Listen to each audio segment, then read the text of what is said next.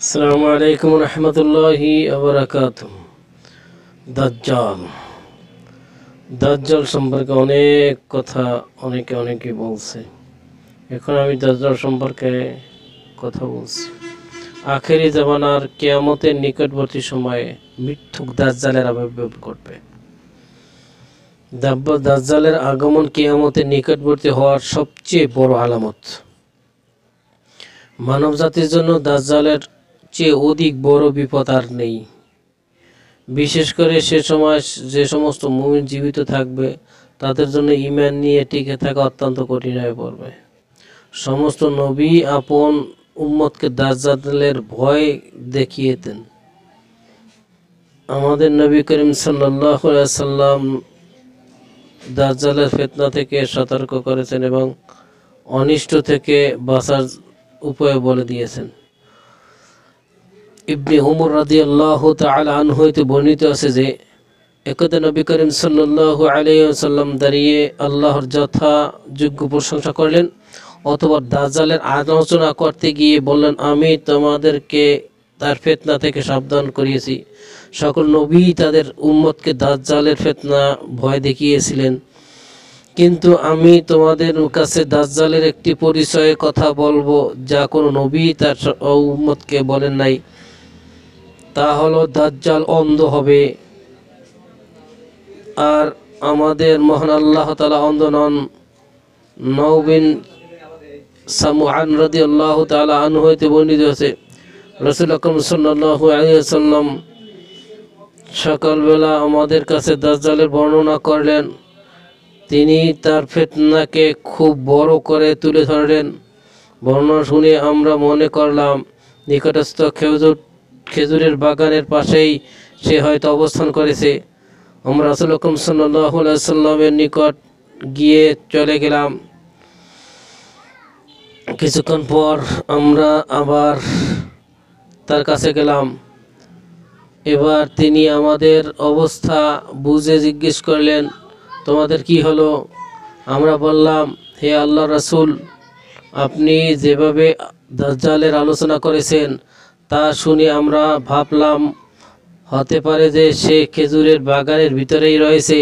নবী করিম সাল্লাল্লাহু আলাইহি ওয়াসাল্লাম বললেন, দাজ্জাল ছাড়া তোমাদের উপর আমার আরো ভয় রয়েছে। আমি তোমাদের মাঝে জীবিত থাকতেই যদি দাজ্জাল আগমন করে তাহলে তোমাদেরকে ছাড়া আমি একাই তার বিরুদ্ধে ঝগড়া করব। আর আমি চলে যাওয়ার পর যদি সে আগমন করে তাহলে প্রত্যেক ব্যক্তি নিজেকে হেফাজত করবে, আর আমি চলে গেলে আল্লাহর প্রতিটি মুসলিমকে হেফাজতের হিসেবে যথেষ্ট। দাজ্জাল আগমনের পূর্ব মুহূর্তে মুসলমানদের অবস্থা খুবই ভালো থাকবে। তারা পৃথিবীতে শক্তিশালী বিজয়ী থাকবে। সম্ভবত এই শক্তির পতন ঘটানোর জন্যই দাজ্জালের আবির্ভাব ঘটবে। দাজ্জাল মানব জাতিরই একজন হবে। মুসলমানদের কাছে তার পরিচয় তুলে ধরার জন্য এবং তার ফিতনা থেকে তাদেরকে সতর্ক করার জন্য নবী করিম সাল্লাল্লাহু আলাইহি ওয়াসাল্লাম তার পরিচয় বিস্তারিতভাবে বর্ণনা করেছেন। মুমিন বান্দাগণ তাদের দেখে সহজেই চিনতে পারবে এবং তার ফিতনা থেকে নিরাপদ থাকবে। নবী করিম সাল্লাল্লাহু আলাইহি ওয়াসাল্লাম তার যে সমস্ত পরিচয় উল্লেখ করেছেন মুমিনগণ তা পূর্ণ অবগত থাকবে। দাজ্জাল অন্যান্য মানুষের তুলনায় স্বতন্ত্র বৈশিষ্ট্যের অধিকারী হবে। জাহেল, মূর্খ ও হতভাগ্য ব্যতীত কেউ দাজ্জালের ধোঁকায় পড়বে না। নবী করিম সাল্লাল্লাহু আলাইহি ওয়াসাল্লাম দাজ্জালকে স্বপ্নে দেখে তার শারীরিক গঠনের বর্ণনা প্রদান করেছেন। তিনি বললেন, দাজ্জাল হবে বৃহদাকার একজন যুবক পুরুষ, শরীরের রং হবে লাল, বেটে, মাথার চুল হবে কোকড়া, কপাল হবে উঁচু, বক্ষ হবে প্রশস্ত, চক্ষু হবে টেরা এবং আঙ্গুল ফুলের মতো উঁচু। দাজ্জাল নির্বংশ হবে, তার কোনো সন্তান থাকবে না। দাজ্জালের চোখ কানা থাকবে। বিভিন্ন হাদিসে দাজ্জালের চোখ অন্ধ হওয়ার কথা বর্ণিত হয়েছে। কোন হাদিসে বলা হয়েছে দাজ্জাল অন্ধ হবে, কোন হাদিসে আছে তার ডান চোখ অন্ধ হবে, আবার কোন হাদিসে আছে তার বাম চোখ অন্ধ হবে। মোট কথা তার একটি চোখ দূষিত হবে। তবে ডান চোখ অন্ধ হওয়ার হাদিসগুলো বুখারী ও মুসলিম শরীফে বর্ণিত হয়েছে। মোট কথা দাজ্জালের অন্যান্য লক্ষণগুলো কারো কাছে অস্পষ্ট রয়ে গেলে অন্ধ হওয়ার বিষয়টি কারো কাছে অস্পষ্ট নয়, সে অন্ধই হবে। তাছাড়া দাজ্জালকে চেনার সবচেয়ে বড় আলামত হলো তার কপালে কাফের লেখা থাকবে 5 বার।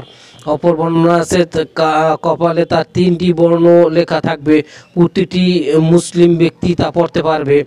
অপর বর্ণনা আছে শিক্ষিত অশিক্ষিত সকল মুসলিম জাতি তা পড়তে পারবে। মোট কথা আল্লাহ মুমিনের জন্য অন্তর্দৃষ্টি খুলে দেবেন, ফলে সে দাজ্জালকে দেখে সহজে চিনতে পারবে। যদিও ইতিপূর্বে সে কিছু অশিক্ষিত কাফের ও মুনাফিক লোক তা দেখে পড়তে পারবে না, যদিও সে শিক্ষিত ও পড়ালেখা জানা লোক, কারণ কাফের ও মুনাফিক আল্লাহর অসংখ্য সুস্পষ্ট দলিল প্রমাণ দেখে ঈমান আনয়ন করেনি। আল্লাহ আমাদেরকে দাজ্জালের ফিতনা থেকে রক্ষা করুক। আল্লাহর কাছে পানা চাই, আল্লাহ যেন আমাদের সবাই ক্ষমা করুক। দাজ্জাল এমন একটা ভয়াবহ এবং একটা খারাপই লোক থাকবে যার জন্য সমস্ত নবী রাসূল এবং সাহাবীদের সবাইকে সতর্ক থাকতে বলছে। আল্লাহ তাআলা দাজ্জালের ফিতনা থেকে আমাদের রক্ষা করুন। আমিন আমিন আমিন।